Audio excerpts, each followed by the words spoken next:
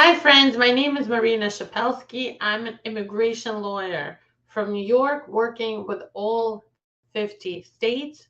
And this video is my own immigration story, how myself and my family came from the USSR, Soviet Union, but from Ukraine specifically, in 1989 in the political refugee status, right? So we came here by the grace of special law that was in effect at that time, called the Jackson-Vanik Amendment.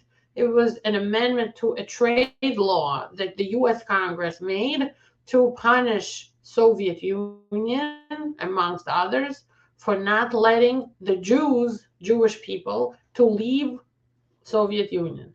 And my family and I are Jewish, and we were in this category of people when Chernobyl hit, and we lived in Kiev. I was born in Kiev, the capital of Ukraine.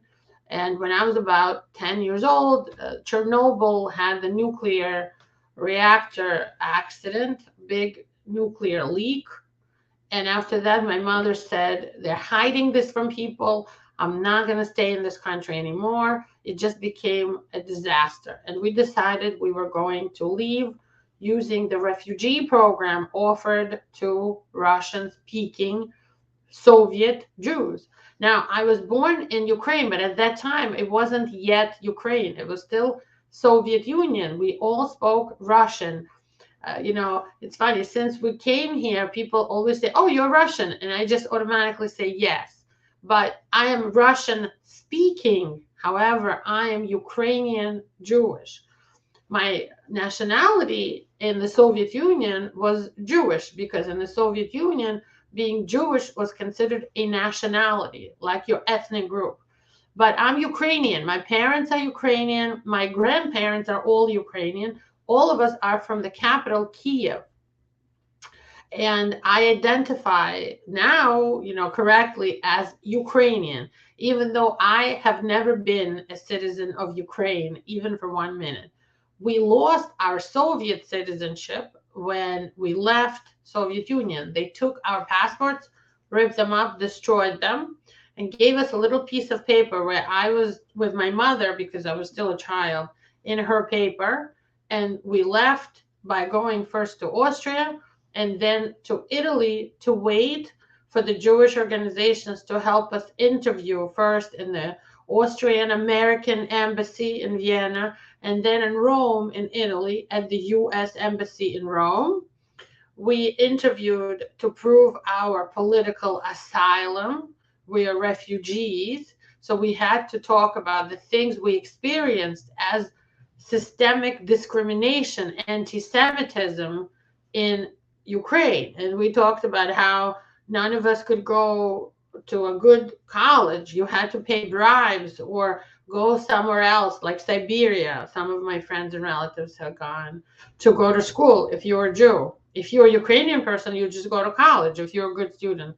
At that time, education was free, but we had to pay. We had to bribe if we wanted to go anywhere. People would try to change their name not to sound so Jewish.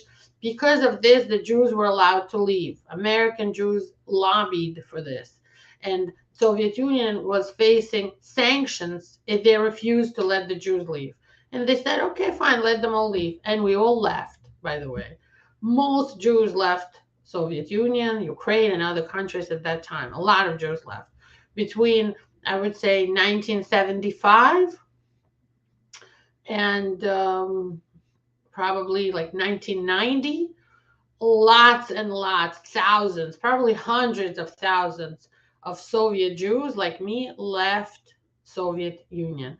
So we left Kiev, we went to Moscow, we got on a plane and flew to Austria. From Austria, in 3 weeks, where we stayed at like a shelter, we went to Italy. In Italy, we stayed also like at a sort of shelter for a while outside Rome, not in Rome. After a while, we were able to rent an apartment and live in a small town called Ladispoli in Italy. And I spent the whole summer 1989 there as a 12-year-old.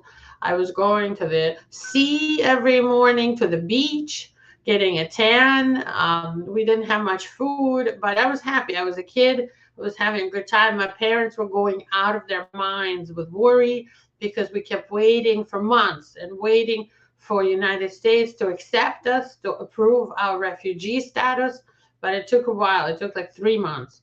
After 3 months, we heard that we are approved to go, and we received a group packet for all the other Russian Jews that were coming with us, maybe 100 people. And we all took a train to Rome, from Rome to Milan, because our tickets were from Milan to New York, JFK. And we came to New York, JFK Airport in 1989 on September 11th.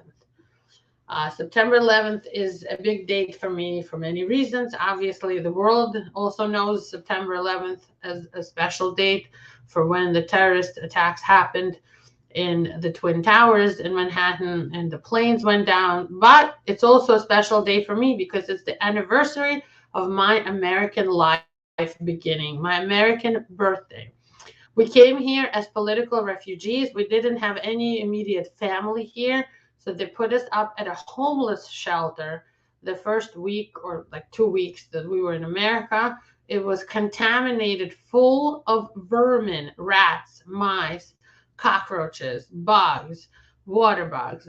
Myself and my friends, we went to an Italian supermarket down the block and went in their garbage dumpsters and found food that was expired like that day or the day before, still in plastic wrapping, bread and other things. And we brought that food home to our parents and we ate that the first couple of weeks.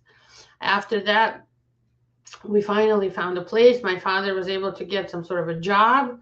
I had really bad asthma and I had a few asthma attacks right as we got here because my body wasn't used to this kind of a climate, hot and humid September in New York City. And I was able to get a little asthma pump that really helped me. And it was like a miracle for me. I couldn't believe that you could have the medication in a pump.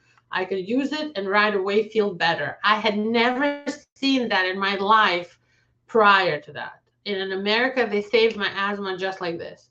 Also, I've never seen this much food or fruits or vegetables, this much variety. Never have I seen in the Soviet Union.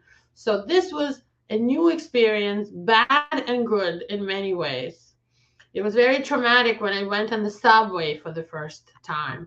I come from Kiev, a beautiful city of white buildings and white and blue and yellow and gold churches and clean green streets. And New York was like a garbage dump compared to my city where I was born. We had the subway in Kiev, where I was born, was like a museum. Every station had beautiful tiling and art on the walls, and everything was so clean and orderly. When we came here and I went on the New York subway with the homeless people and the rats and the dirt and just everything. If you've ever been on the New York subway, you understand what I'm talking about, especially in 1989. They cleaned it up a lot since then. I was in shock. And thank God I spoke English because I learned it in depth in Ukraine. So we were able to start understanding and filling forms out and doing our best very quickly. But of course, my English was still like on pigeon level. We just came here. I didn't understand much of what was spoken or like all the written legal letters and things we had to fill out, forms. But, you know, because of my English, I quickly started helping a lot of our friends and family and other people to start their lives in America because they didn't know how to put their name down on a form, on an application. And if you live here, you know how important it is to always be filling out forms everywhere and going to offices and asking for what you need and explaining who you are and what is your legal status. So I started doing all that at the age of 12 for myself and many, many, many other Russian-speaking people, right? So that's been my journey in the United States. I hope that this kind of describes it in some detail for you. I went to public school from, ninth grade since we came here. I went to school in Brooklyn, New York. Then I went to NYU for college and Fordham Law School for law school. When I went to college, actually, I wanted to be a doctor. So my degree my bachelor's is in biology. from the College of Arts and Science from New York University in New York City.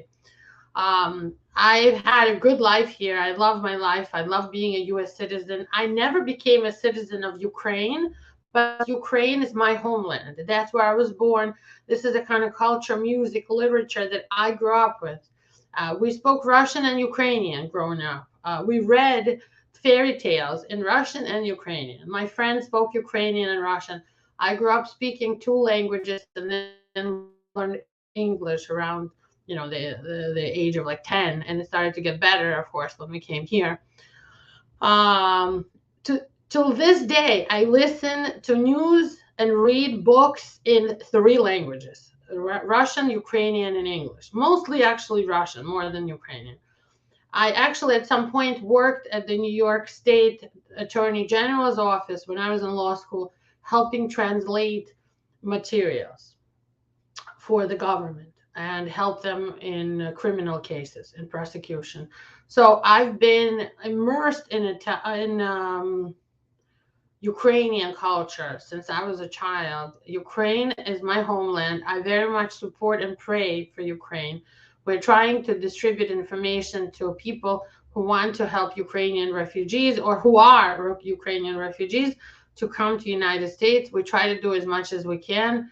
And hopefully we're helping people by just getting information out there about the various, details of how to apply for a tourist visa if you're in Poland or Romania or Slovakia or Germany or Moldova, how to get here and file for asylum. I'm going to be making a video soon about humanitarian parole, because U.S. citizens and green card holders here in America can file for relatives and friends in Poland right now. In Romania, ask for humanitarian parole.